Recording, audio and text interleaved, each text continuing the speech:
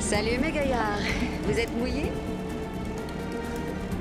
Tous les aventuriers du monde sont déjà réunis ici et toi tu joues comme une enfant. Mais tu sais que je ne rate jamais une occasion de me divertir. Là, explique-nous la raison de ce remue-ménage. Qu'est-ce que tout le monde s'attend à trouver? Ce que s'attend à trouver tout le monde, j'en sais rien, mais...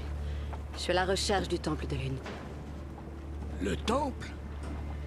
Ah, mes fils, s'ils l'ont pas vu à la télé, ils savent rien. Ce temple fut bâti par Alexandre le Grand. Qui était grec au cas où l'un de vous l'ignore. Alexandre a déniché des splendeurs dans le monde entier. Il les entreposait dans 2 endroits. La majorité a atterri dans sa bibliothèque en Égypte.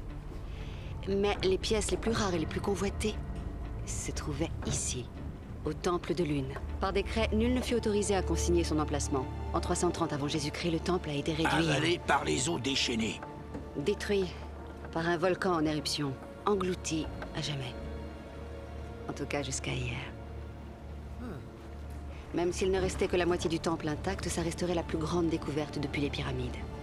Les autres se dirigent tous vers cette zone, le long de cette faille. D'après le sens des courants? Oui. Tu vois, Gus, ça c'est la raison de mon retard.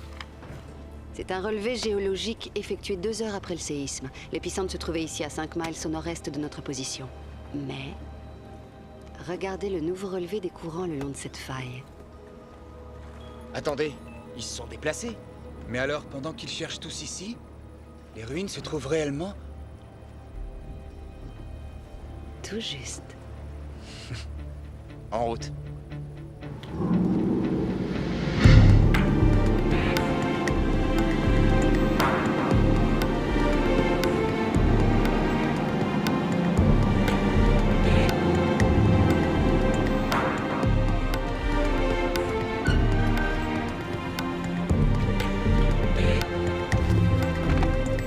Tu parais soucieux? D'abord, Alexandre le Grand refuse que l'on archive les coordonnées. Ensuite, Dieu provoque une éruption et l'envoie au fond de l'eau. Et aujourd'hui, même les courants changent.